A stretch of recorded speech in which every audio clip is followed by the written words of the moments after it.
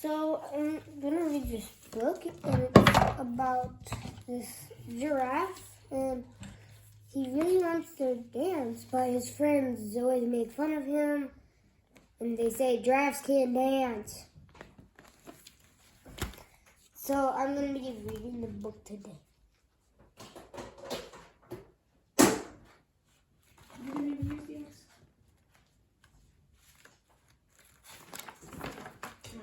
Giraffes Can't Dance by Giles Andrade, illustrated by Parker-Rees. Gerald was a tall giraffe whose neck was long and slim, but knees were awfully crooked, and his legs were rather thin. Oh, dude, I don't know that's there. He was very good at standing still and munching shoots off of trees. But when he tried to run around, he buckled his knees. Now, every year in Africa, they hold a jungle dance where every single animal turns up to skip a prance. And this year, when the day arrived, poor Gerald felt so sad, because when it came to dancing, he was really, really very bad.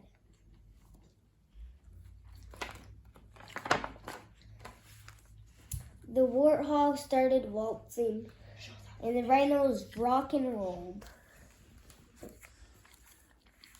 The lions danced a tango that was elegant and bold. The chimps all did a cha-cha-cha with a very Latin feel. These ones. The 8 baboons then teamed up for a splendid Scottish reel. Hey, look! Oh, Gerald swallowed big. He walked toward the floor, but the lions saw him coming, and they soon began to roar. Hey, look, clumsy Gerald! The animals started sneered. Giraffes can't dance, you silly fool. Oh, Gerald, you're so weird.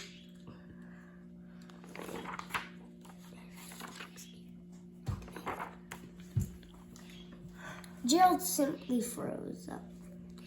He was rooted into the spot. They are right, he said. I'm useless. Wait, read that again. They are right. They're right, he thought. I'm useless. Oh, I feel like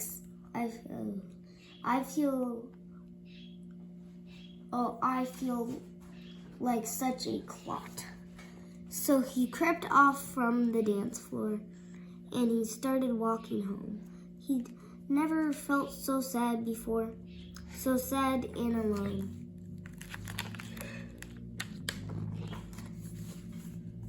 Then he found a little clearing, and he looked up at the sky. The moon can be so beautiful, he whispered with a sigh. Excuse me, coughed a cricket who'd seen... Excuse me, coughed a cricket who'd seen Gerald early on. But sometimes when you're different, you just need a different song.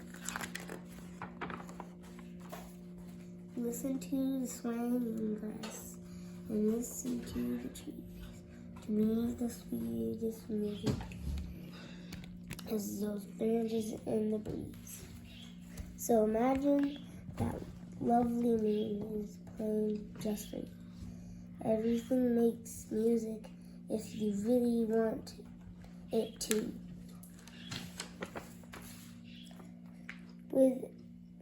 With that, the cricket smiled and picked up his violin. Then Gerald felt his body do the most amazing thing. His hooves started shuffling and making circles on the ground. His neck was gently swaying, and his tail was swishing around. Then he threw his arms out sideways, and he swung them everywhere. Then he did a backward somersault and leapt into the air. Leaped. Oh, no, I'm sorry. You're right. Leapt. I'm sorry. Giles felt so wonderful. His mouth was open wide. I am dancing. Yes, I am dancing. I am dancing, Giles cried. Ooh, looks like a rat with bat wings. For real, looks like a rat. That was mutated into with bat wings. You gotta show it to them. See? Rat mutated into a rat with the bat wings. Yeah. This is bad. Then it have brown feathery wings too. Then one by one, each animal who'd been there at the dance arrived while Gerald boogied on and watched him, quite entranced. Mm-hmm. You know what that means? Entranced. Their eyes are like fixed on him. They shouted, "It's a miracle! We must be in a dream. Gerald's the best dancer that we've ever seen.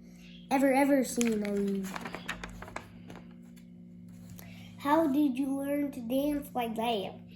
Please, Gerald, tell us how. But Gerald simply twirled around and finished with a bow.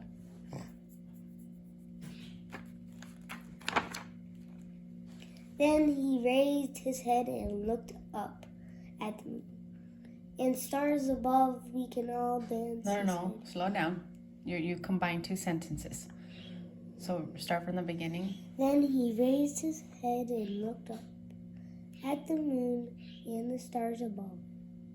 "We all can dance," he said, "when we find music that we love."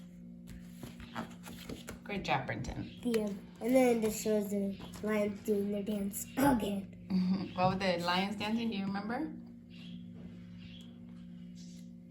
Bolt. They were what? Bolt. Bolt? You remember what kind of dance? I do not know what they're doing, but they're doing.